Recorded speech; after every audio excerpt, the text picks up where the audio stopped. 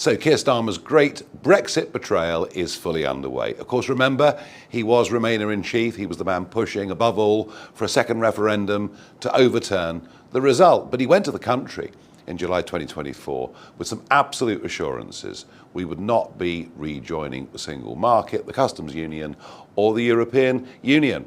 Well, let's have a little think about what he's done. Already, he's scrapped the Turing programme. That was for British students to go to universities all over the world. It was great value for money. Gone. Replaced by the Erasmus scheme, which is going to cost 8 billion quid over the next 10 years. And what that means is whilst some of our students will go to Europe, actually many, many more European students will come to our country. Add to that a youth mobility scheme, where once again, many more from Europe will come here than we will go there. Right. Settle in, because what I'm about to tell you is so brilliantly British it could only happen here. Picture this. A woman stands up on Question Time, absolutely tears into Reform UK with the fury of 1,000 suns, becomes an overnight social media sensation as the voice of ordinary Britain, and then, plot twist worthy of a dodgy Netflix thriller, turns out to be a card-carrying political candidate herself. The BBC? Silent. The establishment? Scrambling. Nigel Farage? Absolutely fuming. And frankly, he might have a point this time. Quick favor, if you're finding this interesting, smash that subscribe button. Over 94% of viewers haven't yet. It's completely free, takes literally 1 second, and honestly means a world to us here at British Mirror. Cheers if you did. Right, back to the absolute chaos. So let us rewind to October of last year. Question Time rolls into Caerphilly for a special edition during a crunch Senedd by-election. The atmosphere is electric. The stakes are high, and the BBC is doing what the BBC does best, presenting itself as the impartial arbiter of British democracy. Then this woman stands up, Alison Vyas, though we did not know her name at the time. She launches into Reform UK's candidate with the kind of passion usually reserved for people who have just discovered their neighbour has been nicking their milk. "I have never felt so unwelcome in my own hometown," she declares, pointing the finger of blame squarely at Reform. "I blame you for that." Now, here's where it gets properly juicy. The moment goes absolutely nuclear on social media. The left-wing corners of Twitter, or X, or whatever we are calling it this week, erupt in celebration. Finally, they cry, an ordinary member of the public has demolished Reform UK on national television. The Guardian, bless them, even interviews the editor of the Caerphilly Observer, who solemnly declares this Question Time moment was a turning point in the by-election. Reform UK only just fell short of winning, you see, and according to the narrative being spun, this one moment, this one impassioned speech from this one seemingly ordinary woman, might have tipped the scales. Except, and this is where British politics becomes more twisted than a pretzel factory, she was not exactly ordinary, was she? Fast forward to now. And surprise, surprise, Alison Vyas has been announced as a council candidate. Not for some vaguely centrist nothing party. Not as an independent. But for Plaid Cymru, the far-left, pro-Palestine Welsh nationalist party. She will be standing in the Van Community Council elections, representing a party with very clear, very established political positions. But wait, it gets even better. After her star turn on Question Time, Ms. Vyas popped up in Plaid Cymru social media videos, banging on about how passionate she is about Caerphilly, which, fair enough, everyone is entitled to be passionate about their hometown. But here's the thing. If you are appearing on a supposedly impartial current affairs program as a member of the public, maybe, just maybe, you should not already be planning your political campaign videos for a specific party. Call me old-fashioned, but that seems like information the BBC might want to share with viewers. Now, Nigel Farage, never one to let a good controversy go to waste, has come out swinging.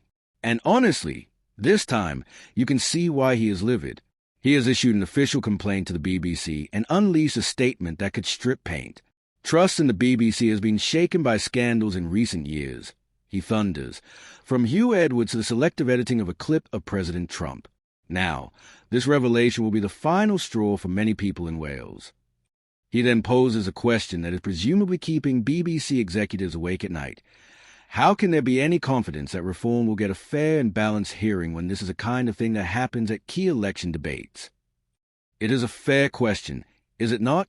Because here's the uncomfortable truth that nobody in the mainstream media wants to acknowledge. The BBC bills itself as impartial. It is literally in their charter. They take our license fee money, £200 a year or thereabouts, on the promise that they will deliver balanced, fair, unbiased journalism. And yet, time and time again, we see these little slip-ups. These oops-a-daisy moments where it turns out the supposedly random member of the public with a perfectly articulated political attack is actually, shock horror, a political activist. This is not even the first time Question Time has found itself in hot water over audience selection. Back in December, Reform went to war with the program after an immigration special featured questions from 2 illegal migrants. Yes, you heard that correctly. An immigration debate on BBC Question Time included contributions from people who were, by definition, breaking British immigration law. Fiona Bruce, the host, called on an Afghan man who cheerfully explained how he had failed to secure asylum in 6 other European countries before deciding to chance his arm across the channel. Another gentleman from Iran suggested that leaving the European Convention on Human Rights would harm ordinary people, which is an interesting take from someone who, according to the law, should not have been in the country in the first place. Farage, predictably, went ballistic. Both of those individuals should not even be in the United Kingdom, he fumed. They have broken in illegally. They should have been deported. Yet they have been given a platform on the BBC in an effort to get the great British public to sympathize with them. He did not mince words, calling the whole thing a complete, absolute setup job and declaring Question Time utterly discredited. Now, before anyone accuses me of being a Reform UK cheerleader, let us be clear. This is not about whether you agree with Nigel Farage or not. This is about whether the BBC is doing the job we pay them to do. And increasingly, it looks like they are not. Because here is the thing about bias. Real bias is not just about which stories you cover or how you frame them, though that matters too. Real bias is about who gets to speak, whose voice is amplified, and who is presented as legitimate.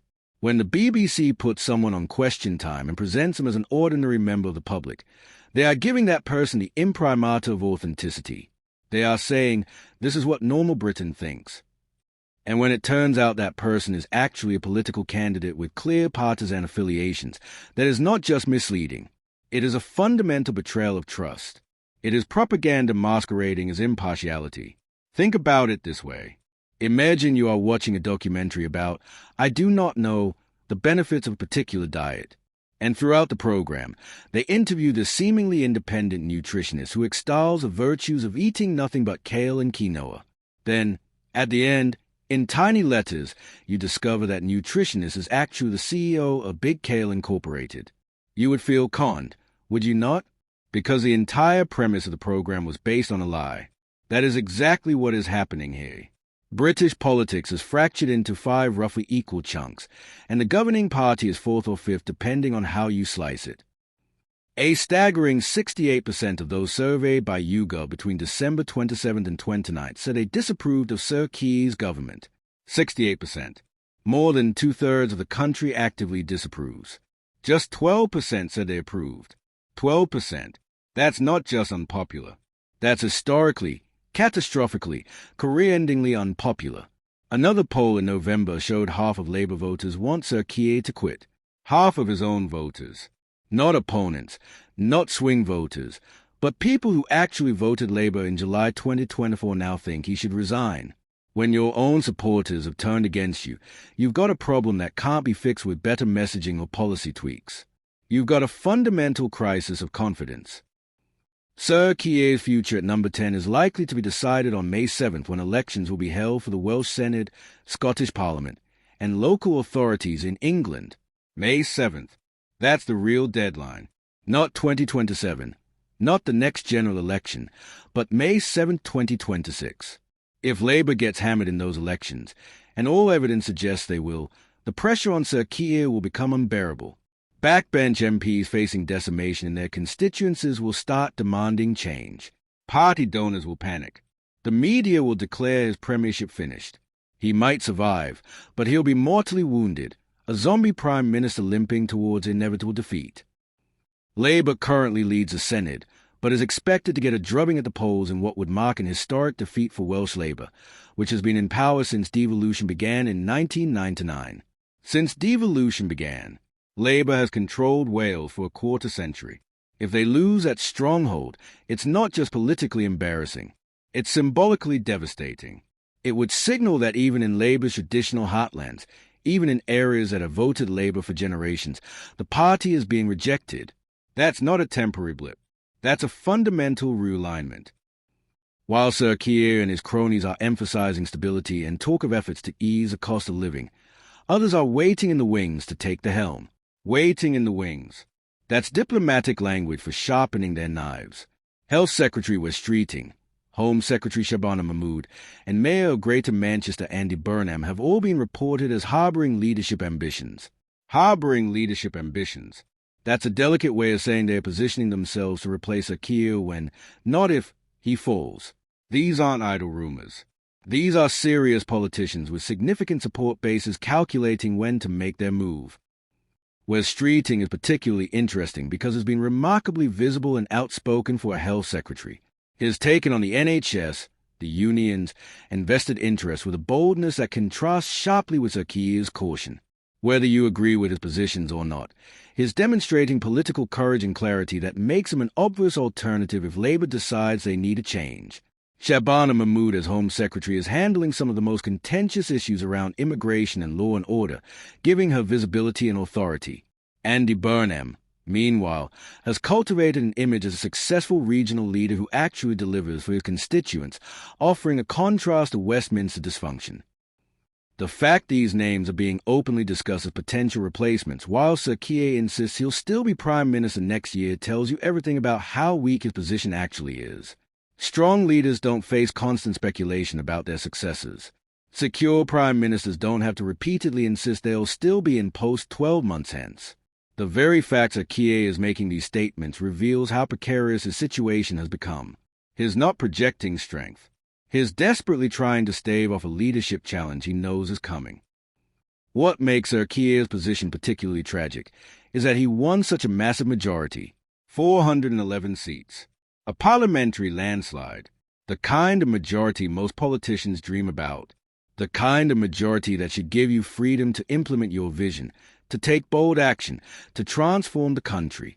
Instead, Sir Keir has squandered that majority through timidity, poor communication, and policies that alienate both his progressive base and the working-class voters Labour needs to retain. He has managed the extraordinary feat of uniting both wings of his coalition in disappointment and frustration. The comparison to the conservative chaos of 2022 and 2023 is instructive, but not in the way Sir Keir thinks. Yes, the constant leadership changes were damaging. Yes, the instability hurt the country. But at least the Conservatives recognized when leaders had failed and removed them. Liz Truss lasted 4 to 9 days because her policies crashed the economy and her party removed her. That's accountability. What Sir Keir is arguing for is that Labour should stick with him regardless of performance, regardless of polling, regardless of electoral consequences, because changing leaders would be chaotic. That's not stability. That's stubbornness. That's prioritizing his own position over the party's electoral prospects.